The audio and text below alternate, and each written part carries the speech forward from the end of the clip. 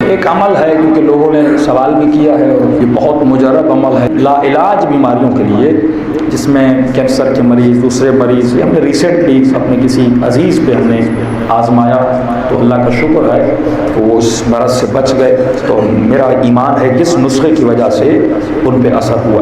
آج تک یہ مسلمان فلسفہ نہیں سمجھے کہ جب رسول خدا نے مباہلہ میں اللہ نے اعلان کیا کہ کہو قل ندعو ابناءنا وابناءکم ونساءنا ونساءکم وانفسنا وانفسکم، تم اپنی بیویوں کو لاؤ، تم اپنے بچوں کو لاؤ، ہم اپنے بچوں کو لاتے ہیں۔ انہوں نے لائے کیوں نہیں؟ واہ واہ واہ واہ ماشاءاللہ۔ اکثر تو فضائل کا نقطہ بیان کیا جاتا ہے نا، وہ کہتے ہیں ہم ایسے چہرے دیکھ رہے ہیں کہ اگر ان کے مقابلے میں جائیں تو تباہ و برباد ہو جائیں۔ لیکن ایک اور پوائنٹ بھی تھی، وہ راہب تھے، شادیاں کی نہیں تھی تو بچے کہاں سے ہوتے؟ بیویاں ان کے پاس تھی نہیں، تبھی خدا نے کہا کہ تم اتنے خود کو اللہ والے سمجھتے ہو کہ تم نے شادیاں بھی نہیں کی، اولاد بھی پیدا نہیں کی، اب لاؤ مقابلے میں بیویاں، کسی نے شادی نہیں کی تھی، لاؤ اپنے بچوں کو، کسی کے پاس بچے نہیں تھے۔ اور مصطفیٰ نے بچایا کہ عبادت یہ نہیں کہ شادی نہ کرو، عبادت یہ نہیں کہ بچہ پیدا نہ کرو، میں عابد بھی ہوں اور صاحب اولاد بھی ہوں۔ اسلام نے کہا نہ اتنا دنیا دار بن جاؤ کہ آخرت کو بھول جاؤ، اور نہ ہی اتنا دیندار بن جاؤ کہ جنگلوں میں چلے جاؤ، صحراؤں میں چلے جاؤ اور مصلی بچھا کر عبادتیں کرنے لگو اور بیوی بچوں کو بھول جاؤ۔ نہ وہ دین منظور ہے نہ یہ دنیا منظور ہے۔ راہ وسط کو اختیار کرو، بیچ کے راستے کو اختیار کرو، اور وہی اختیار کر سکتا ہے جس کے پاس کیا ہو؟ عقل ہو۔ فرمایا انسان حریص ہے، اس کے حرص کی صفت، اس کی تمنائیں اس کو ڈبو دیتی ہیں۔ اور مولا فرماتے ہیں وائے ہو بڑھاپے کی تمنا سے۔ جتنا انسان بوڑھا ہوتا ہے اتنا حرص بڑھتا جاتا ہے۔ کیسے کا مولانا؟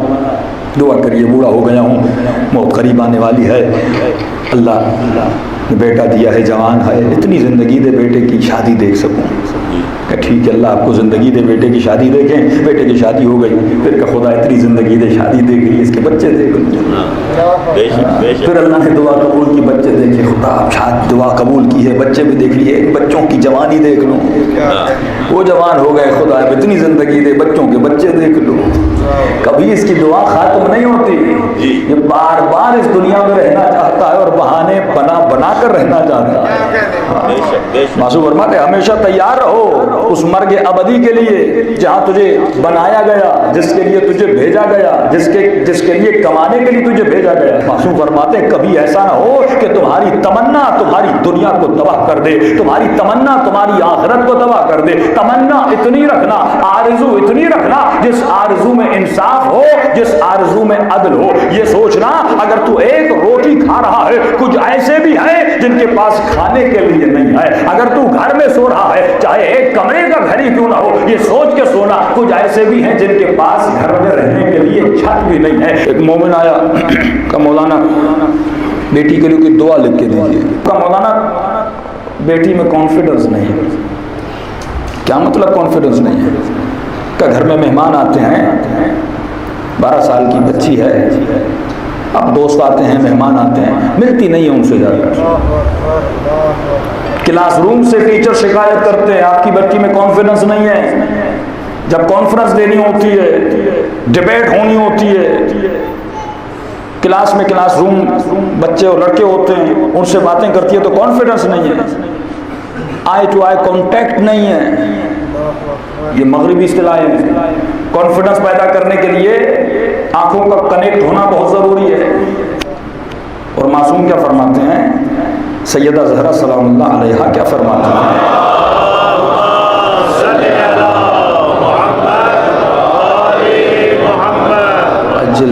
رسول فرماتے بیٹی تجھے پتا ہے کہ عورت اعلیٰ ترین مقام پہ کب پہنچتی ہے، خدا کی محبوب کب بنتی ہے، جی بابا کب بنتی ہے؟ فرمایا نہ کوئی نامحرم اسے دیکھے، نہ وہ کسی نامحرم کو دیکھے۔ یہ رسول فرما رہے ہیں۔ لیکن آج کیا ٹریننگ دی جا رہی ہے؟ آئی ٹو آئی کانٹیکٹ ہونا چاہیے۔ اس نے کہا بندے خدا معصومین ہدایت کے لیے آئے تھے، گمراہی کے نسخے دینے نہیں آئے تھے۔ آج یہ سوچ بن رہی ہے، ایک شیعہ مربی جو بچی کو پال رہا ہے، جس کے گھر میں یہ بچی پل رہی ہے، جو سیدہ زینب کے مصائب پہ رو رہا ہے، اس کی بچی میں عفت ہے، لیکن اس کو اپنی اولاد کی عفت پسند نہیں ہے۔ عفت صرف عورتوں کے لیے نہیں ہے، مردوں کے لیے بھی ہے۔ یہ نہیں کہ مرد آئی ٹو آئی کانٹیکٹ پیدا کریں اور کہیں مولانا یہ صرف عورتوں کے لیے۔ عفت صفت مرد بھی ہے، صفت عورت بھی ہے۔ عورت یہ ہے کہ وہ نامحرم مرد کو نہ دیکھے، مرد کے لیے یہ ہے کہ وہ عورت نامحرم عورت کو نہ دیکھے۔ مکتب اہل بیت انسان کو سینٹر میں رہنے کا درس دیتا ہے کہ سوچو تم اپنی زندگی میں کس طرح اپنے قدموں کو اٹھا رہے ہو۔ اور میں نے آسان سا بات بولا تھا کہ مولانا پتہ کیسے چلے کہ زندگی میں ہمیں کرنا ہے تو کیا کرنا ہے؟ جو بھی کبھی کاروبار کرنا ہے، کبھی کہیں پہ جانا ہے، کسی سے بات کرنی ہے، کچھ لینا ہے، کریں تو کیا کریں؟ میں نے کہا بہت ہی سمپل فارمولا ہے۔ کیوں اہل بیت فرماتے ہیں سلمان و منا اہل البیت؟ نہ سید ہے نہ کیا جملہ کہا کہ سلمان و منا، سلمان ہم اہل بیت میں سے آئے۔ مولا ہم کیسے آپ اہل بیت میں سے بنے؟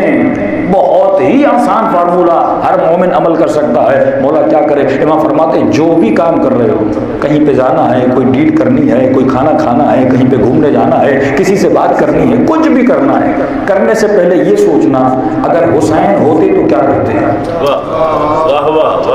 سمپل سا فارمولا ہے، اپنے ضمیر سے پوچھیے۔ کوئی چیز لینی ہے، کوئی چیز کھانی ہے، کہیں پہ گھومنے جانا ہے، کسی نامحرم سے جو بھی تعلق بنانا ہے، اس تعلق کے بنانے سے پہلے یہ سوچنا اگر میرے آقا حسین ہوتے تو کیا کرتے؟ اگر میرے مولا علی ہوتے تو کیا کرتے؟ تو جو جواب تمہارے ذہن میں آئے اسی پر عمل کرنا۔ صلی اللہ علیہ محمد وعلیہ محمد۔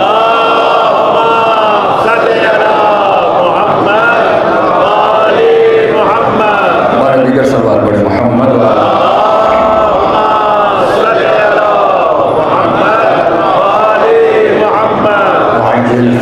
تو اس عقل کو صفت عدل میں ڈھالنا ہے، اس کو سینٹر میں لانا ہے۔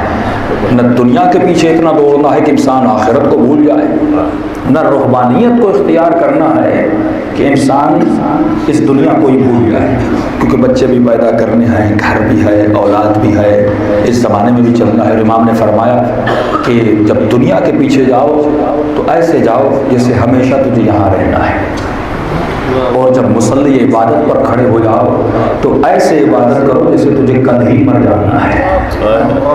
جو سنو گے وہی چیز تمہاری عقل پر اثر ڈالے گی۔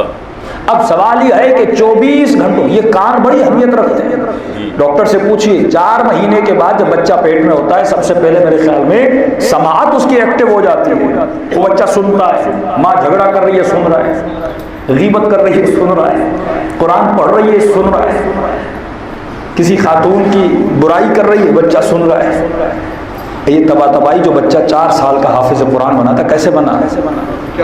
2 سال کے بعد تو بچہ بابا بابا کہنا شروع کرتا ہے، اور 4 سال میں اس نے پورا قرآن پڑھنا شروع کر دیا۔ ان کی ماں سے اور والدہ سے پوچھا کہ آپ نے ایسا کیا کیا؟ یہ تو ایک معجزہ ہے، پوری تاریخ کا سب سے بڑا معجزہ ہے کہ 4 سال کا بچہ حافظ قرآن۔ اور ہمارے ساتھ آج وہ مولانا نہیں ہے، مولانا کفایت صاحب محرم میں صاحب تھے، ان کے بچے نے 6 سال میں، حسین مہدی نام تھا ان کا، 6 سال میں انہوں نے قرآن حفظ کیا۔ ابھی ان کے پاس 150 بچے ہیں جن کو وہ حفظ کروا رہے ہیں۔ تو یہ کیسے بچے حافظ بنے؟ ایک اور بچہ ابھی ایران میں جو ہمارے دوست کا ہے، اس میں تو اللہ نے بڑی خداوندی صلاحیت رکھی، لیکن ان کے پیچھے فیکٹرز ہیں۔ ایکشن کا ری ایکشن ہوتا ہے نا، تو جب ایکشنز اچھے ہوں گے تو ری ایکشن بھی اچھا ہوگا، جب ایکشن برا ہوگا تو ری ایکشن بھی برا ہوگا۔ اب ان کی تباہی کی والدہ کہتے ہیں کہ جب میرے پیٹ میں تھا تو میں اتنا قرآن پڑھتی تھی، ماشاءاللہ ماشاءاللہ۔ آج ہم قرآن سے بڑے دور ہیں۔ یہ ماں ٹی وی پہ بیٹھی ہے، ڈرامے پہ بیٹھی ہے، لیمو کھا رہی ہے، کھٹی چیزیں کھا رہی ہے، سب کچھ اس کو دیا جا رہا ہے، کیک دیے جا رہے ہیں، جوس دیے جا رہے ہیں، اور یہ تو جسم کی غذا ہے، تھوڑی سی بچے کی روح کی غذا ہے۔ روح کے لیے جب جوس پلائے جا رہے ہیں، سب کچھ کھلایا جا رہا ہے، لیکن اس کی روح کا کیا ہوگا؟ یہ جو تمہارے پیٹ میں ہے 4 مہینے کے بعد خدا کہتا ہے نفخت من روحی، میں اس میں اپنی روح کو ڈال دیتا ہوں۔ ماشاءاللہ ماشاءاللہ۔ تو روح کے لیے تم نے کیا کیا؟ 4 مہینے تو جسم بنتا رہا، لیکن 4 مہینے کے بعد اس میں روح آنی ہے۔ کہتے ہیں من و تن، من کیا ہے؟ روح ہے، تن کیا ہے؟ بدن ہے۔ آپ کے اندر من بھی ہے تو تن بھی ہے، تم تن کے لیے تو کر رہے ہو، لیکن من کے لیے تم نے کیا کیا؟ تو یہ والدہ کہتی ہے کہ میں قرآن اتنا کثرت سے پڑھتی تھی اور آواز سے پڑھتی تھی، اگر پڑھنے کا ٹائم بھی نہیں تھا، تھکی ہوئی تھی، گھر کے کام بھی تھے، جیسے جیسے دن گزرتے جاتے ہیں تو عورتوں پہ بھاری پر آتا جاتا ہے تو میں کیسٹ میں قرآن لگا دیتی تھی، میں بھی سن رہی ہوتی تھی اور شکم والا بچہ بھی سن رہا ہوتا تھا کہ اب جیسے پیدا ہوا اس کے بعد بھی میں نے چھوڑا نہیں، وہی کیسٹ چلتی رہتی تھی، ریپیٹڈلی قرآن چلتا رہتا تھا۔ جب بچے نے تھوڑا تھوڑا بولنا شروع کیا تو ہم نے اس کے سامنے، کیونکہ اس کی سماعت بڑی مضبوط ہوتی ہے، حافظے میں چیزیں جتنی سن کے آپ یاد کر سکتے اتنی پڑھ کے بھی یاد نہیں کر سکتے۔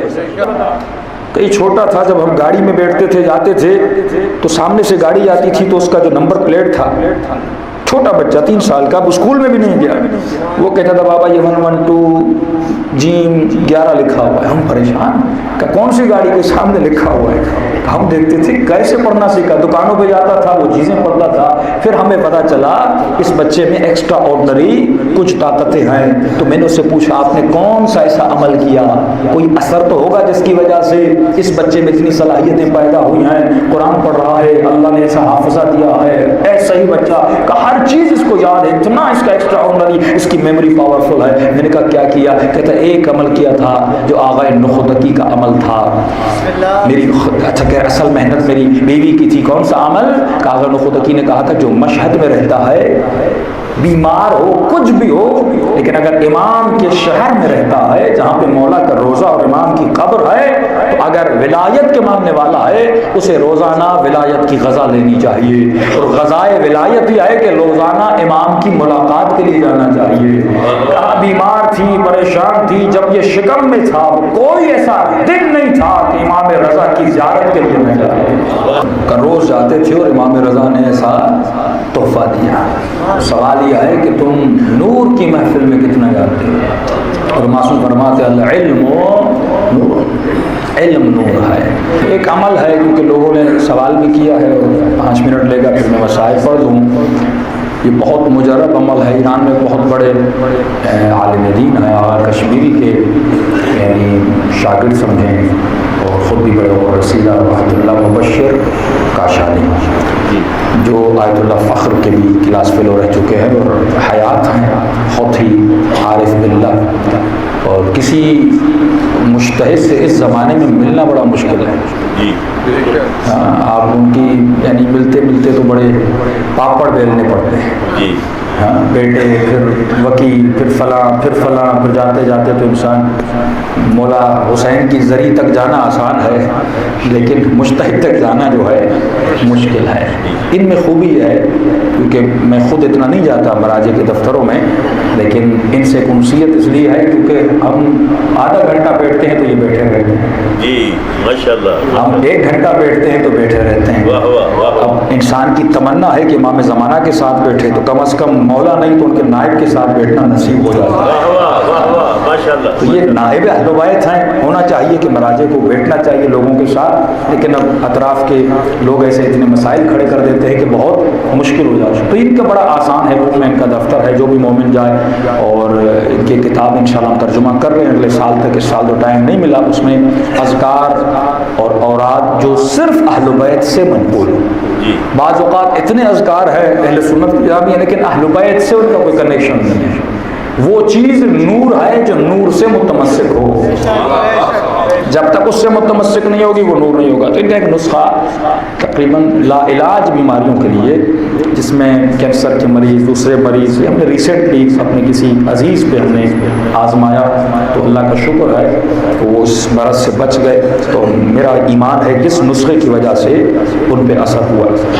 تو نسخہ یہ ہے کہ انسان کوئی بھی ایک بکرا لے، اگر کوئی کینسر کا مریض ہے، لا علاج بیماری ہے، تو آغا فخر بھی فرماتے ہیں کہ ہم نے کئی لوگوں پہ آزمایا اور شفا مل گئی، صرف اسے شفا نہ ملی جس کی موت حتمی تھی، یعنی اللہ نے اس کی موت اس میں لکھی ہوئی تھی اور اس کو اسی میں جانا تھا، تو حتمی موت کو ٹالنا بہت مشکل ہے۔ بعض اوقات آپ حضرت عباس کا وہ معجزہ سنتے ہیں کہ جس میں 3 بار رسول خدا نے کہا اس کی موت حتمی ہے، وہ معجزہ انشاءاللہ کل سناؤں گا۔ حتمی موت والے نہ بچے لیکن دوسرے جتنے تھے وہ بچ چکے۔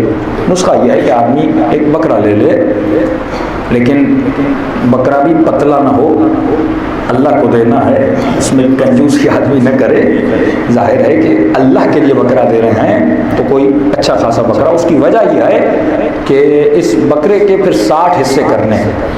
ایک تو جیسے آپ نے بکرا لے لیا، جو مریض ہے اس کے ارد گرد 7 مرتبہ بکرے کو گھمانا ہے، اس کا جس طرح صدقہ ہوتا ہے۔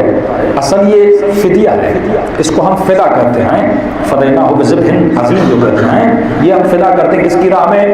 اللہ کی راہ میں۔ اور اس کو فدا کرنے سے کیا ہوتا ہے؟ خدا اس مریض کی ساری بیماریوں کو ختم کر دیتا ہے۔ تو اس بکرے کو 7 مرتبہ گھمانا ہے۔ اگر مریض یہاں نہیں ہے، یورپ میں ہے، کسی اور ملک میں ہے، بیٹا ہے، آپ کی ماں رسائی نہیں ہے، تو نیت کر کے اس کی نیت سے بھی آپ کر سکتے ہیں۔ جب 7 مرتبہ گھما لیا تو اس بکرے پر ایک دعا پڑھنی ہے، جیسے اللہم ھذا فداء منک ولک فتقبلہ من فلان بن فلان۔ اے خدا، یہ میں نے فدا کیا تمہارے لیے، اور قبول کرو اس فدا کرنے والی چیز کو اپنی راہ میں۔ کس کی طرف سے؟ من فلان بن فلان، فلاں بیٹا فلاں کی طرف سے۔ اگر عورت ہو من فلانت بنت فلان، اور عورت کا نام لیں گے، یہاں پہ آپ نام لیں گے، مرد ہو تو مرد کا نام لیں گے، عورت ہو تو عورت کا نام لیں گے۔ اس کو 3 مرتبہ پڑھ کے اس بکرے کا جو چہرہ ہے اس پہ پھونک دیا جائے گا۔ پھونکنے کے بعد آپ اس کو قربانی کے لیے بھیج دیں گے۔ اس کے شرائط آپ سب کو پتہ ہے، جب قبلے کی طرف رخ ہو اللہ اکبر کہا جائے، اور اس کے 60 حصے کرنے ہیں۔ 60 حصوں میں جو 3 حصے ہوتے ہیں، اس میں ایک تو کھال ہوتی ہے، کھال کے بعد جو ایک حصہ اس کے جو پایا اور سری جو کہتے ہیں، ایک حصہ اس کا نکل جاتا ہے، ایک حصہ اس کا نکلتا ہے جس میں دل جگر اور اس کے گردے آ جاتے ہیں۔ یہ 3 حصے یہ بن جاتے ہیں۔ باقی جو حصے بنتے ہیں 56 حصے اس کے بن جاتے ہیں، وہ حصے گوشت کے بنیں گے۔ اس گوشت کے حصوں کو بنا کے آپ اتنی فیملیز میں تقسیم کریں گے، یعنی 57 فیملیز میں 3 حصے تو وہ ہو گئے، باقی حصے جتنے بچیں گے وہ 57 فیملیز میں تقسیم کریں گے۔ کوئی مومن کہتے ہیں مولانا ایک فیملی میں 3 گھر والے رہ رہے ہیں، اس کے لیے ہم کیا کریں؟ ان تینوں کو بھی آپ دے سکتے ہیں اگر تینوں شادی شدہ ہیں۔ تو ایسے کیا ہوگا؟ جب اس کے گوشت کا ایک ایک لقمہ غریب کے پیٹ میں جائے گا تو یقیناً وہ غریب آپ کے لیے دعا کرے گا، اور غریب کی دعا کی اثر کہ اما یجیب المضطر اذا دعا یکشف السوء، اے خدا جس کا دل مضطر و پریشان ہے تو اس کی آواز پہ آواز دینے والا ہے۔ پر انشاءاللہ یہ انسان قربانی دے گا۔ یہ بہترین صدقہ ہے اپنے غریبوں کے لیے، یہ بہترین صدقہ ہے اپنے بیماروں کے لیے۔ انشاءاللہ پروردگار عالم اس کے صدقے میں تمام تر مریضوں کو شفائے کاملہ اور عاجلہ نصیب فرمائے۔